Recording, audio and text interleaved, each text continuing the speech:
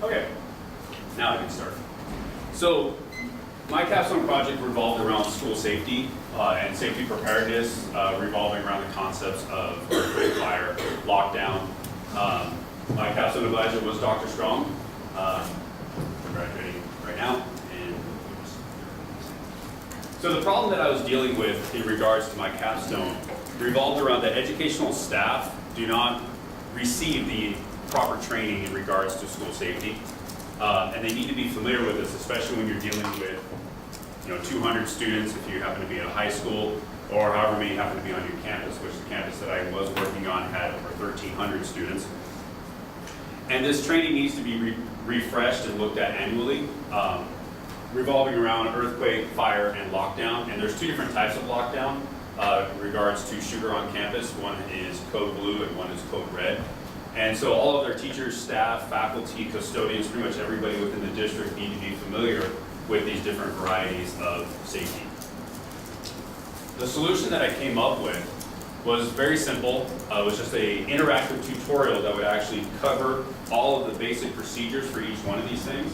I decided to keep the tutorial very basic and very generic, so that way it could apply to just about any school or any campus. It even applied to this campus, even though it was written more along the lines of an elementary or high school, but it can still apply to even here.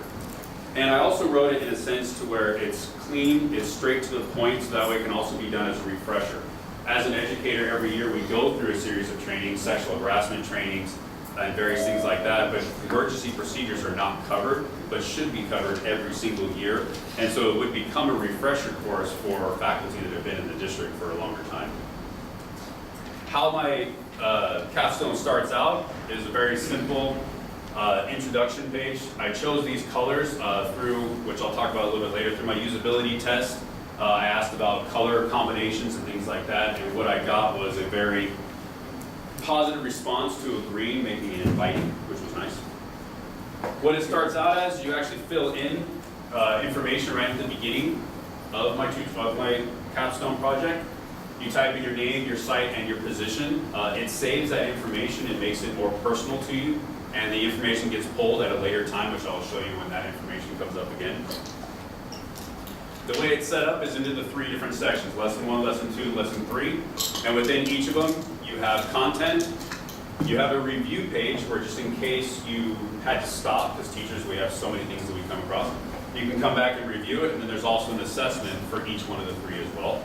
And you just click on one of the bubbles to actually begin.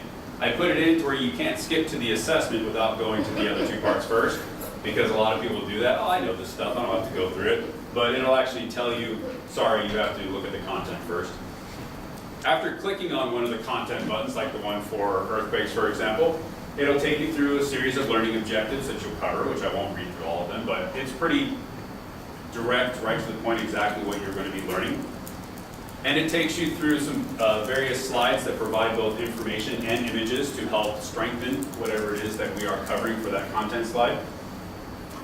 There's also slides that go into more detail. Like this one is more dedicated to the drop step for the earthquake procedure.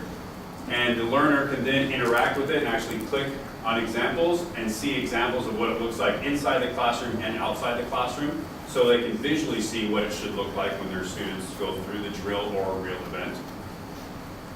We also have red cards and green cards, which signify whether or not you're safe or if there is need of help inside the room. And again, the learner there will click on each one of these cards and actually show an example of what it looks like to display that card for their classroom, so that fire and evacuations will know what's going on. I hired, quote unquote, my graduating seniors to actually go through a simulated earthquake. And so you actually get to see the entire thing happen all at once. I shook the camera to make an earthquake. It has full audio and, of course, captions as well, so that way people can see. My students had a tremendous amount of fun doing this, trying to squeeze high school students underneath desks. I even pointed out that some of them don't fit. Got a little comedic effect to it as well. Then you actually get to the assessment portion. So every one of the contents has all the information, a complete video at the end, and And then you go to the assessment, and the assessment is also interactive, whether it be a drag and drop scenario like this one where you have to put the things in order, or if it is a matching selection or multiple choice, and then you get instant feedback when you hit the submit. If they were to get it wrong, it actually took them back to a review slide, so that way they can go through and correct it for the second time. Because it's not a matter of making sure that they get it right the first time, it's just a matter of making sure they get it correct overall. Once you complete, you get check marks for each one of the bubbles, because we all like getting little kudos as we go through trainings and making sure we know we're completing what needs to be done. After you're done, you can actually look at your certificate, which here is where all that information you typed in the beginning can be captured and displayed on your certificate. Since I completed the earthquake with a passing score, I get a check mark right there, which then this can be printed out for records at the school districts to make sure they're going every single time. Is that like 6 minutes time? Okay, I'll go real quick. I surveyed 25 teachers within the entire district, both teachers and admins. Some of the things I got out of it was that it's easy to use and was user-friendly. They thought it was a huge benefit for both returning and new staff. During the first semester, I timed a bunch of drills to see how long they actually took. I'm hoping that in the future drills, my times will be lower because people will be more prepared for what's happening.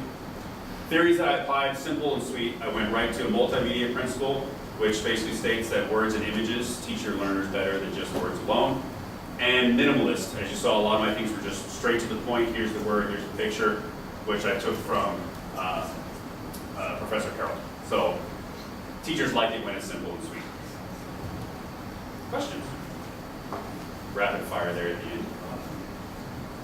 I have one for you, of course. Have you approached your school, district, or anybody about using it? Yeah, actually, funny.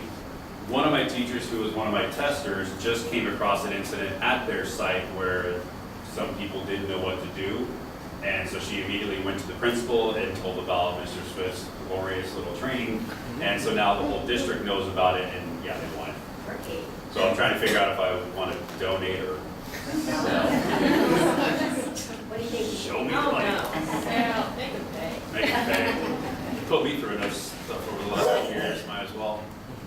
Yeah, no, I'm actually looking into branching it out and possibly, that's why I try to keep it generic also, so that it applies everywhere. To maybe market this. If you could identify the most basic or the most basic difficulty you've had with this whole project, could you identify that? Most basic difficulty. Is that an oxymoron? Well, to be honest, I had a lot of fun making this project. I didn't find it difficult, but I think the reason why I didn't find it difficult is because I picked something I'm very passionate about. I love safety. I worked for the government for a while, so I went through a lot of safety training, especially after 9/11. All of our government labs were very strict with their lockdown and terrorists and stuff like that. I had National Guard run through my office with full guns and throw me on the ground. So I mean, it's serious stuff there. So when I got to a school, this is something that I saw was lacking. So for future guys, if you pick something you're passionate about, that's what really changes this whole program. So, Great. any other questions? Thank you very much.